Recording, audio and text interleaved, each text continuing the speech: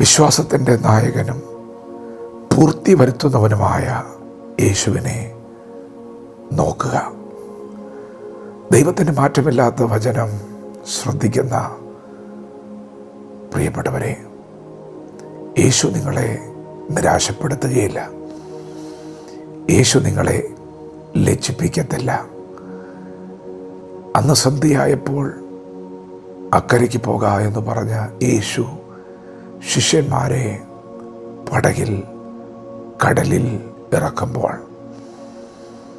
ആ യാത്രയ്ക്കിടയിൽ ശക്തമായ കാറ്റ് പ്രതികൂലമായി. പടകിൽ വെള്ളം കയറാൻ തുടങ്ങി.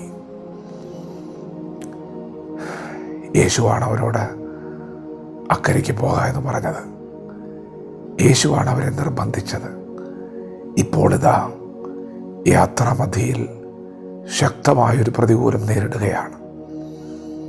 ഒരു ജീവിതത്തിൽ ഇന്നുവരെ കാണാത്ത ഒന്ന്.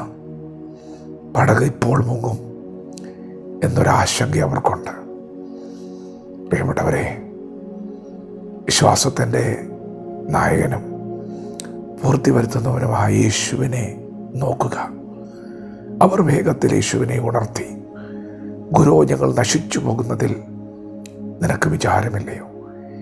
യേശു അവരോട് പറഞ്ഞു, നിങ്ങളിങ്ങനെ ഭീരുക്കളാകുവാൻ എന്ത്?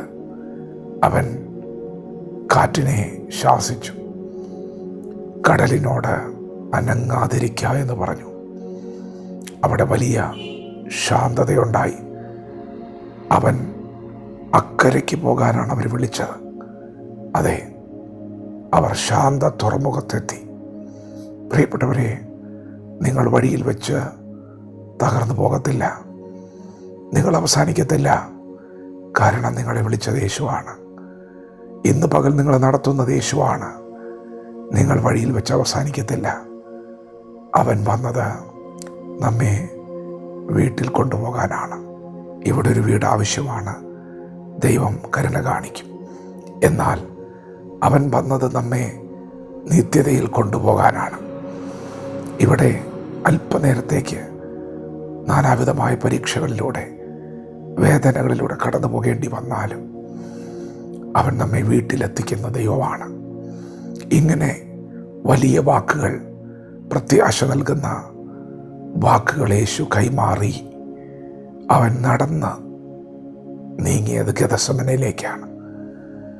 ഗുരുവിൻ്റെ കൂടെ വലിയ പ്രതീക്ഷയോടെ, ആശയോടെ ഒക്കെ നടന്ന ശിഷ്യന്മാർ കണ്ടത് അവനെ റോമൻ പടയാളികൾ വിലങ്ങണിയിക്കുന്നതാണ്. ഗുരുവിനെ അവർ പിടിച്ചിരിക്കുന്നു.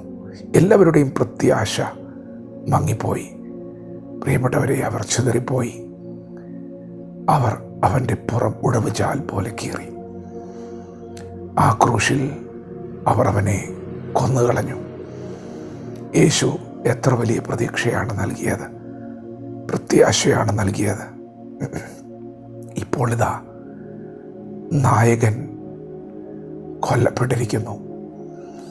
അവരെല്ലാവരും വലിയ നിരാശയോടെ, ഭാരത്തോടെ ആ ക്രൂശിൻ ചുവട്ടിൽ നിന്നു. പ്രിയപ്പെട്ടവരെ, ചില മണിക്കൂറുകൾ കഴിഞ്ഞപ്പോൾ അവൻ മരണത്തെ ജയിച്ച് ഉയർത്തെഴുന്നേറ്റു. അവൻ ആ ഗെത്സമന മുതൽ ഗോൽഗോഥ വരെ നിത്യതയിലേക്കുള്ള ജീവനുള്ള ഒരു പുതുവഴി തുറക്കുകയായിരുന്നു. യേശു ലജ്ജിപ്പിക്കത്തില്ല കേട്ടോ. അവൻ നിങ്ങളെ ആശിപ്പിച്ചിട്ടുണ്ടെങ്കിൽ അവൻ നിവർത്തിക്കുന്ന ദൈവമാണ്. അതുകൊണ്ട് ഇന്ന് പകൽ അധൈര്യപ്പെട്ടു പോകല്ലേ, തളർന്നു പോകല്ലേ. വിശ്വാസത്തിൻ്റെ നായകനെ, പൂർത്തി വരുത്തുന്നവനെ ശ്രദ്ധിച്ചു നോക്കാം. ദൈവം നമ്മെ ഓരോരുത്തരെയും ഈ പകൽ അനുഗ്രഹിക്കുമാറാകട്ടെ. ആമേൻ.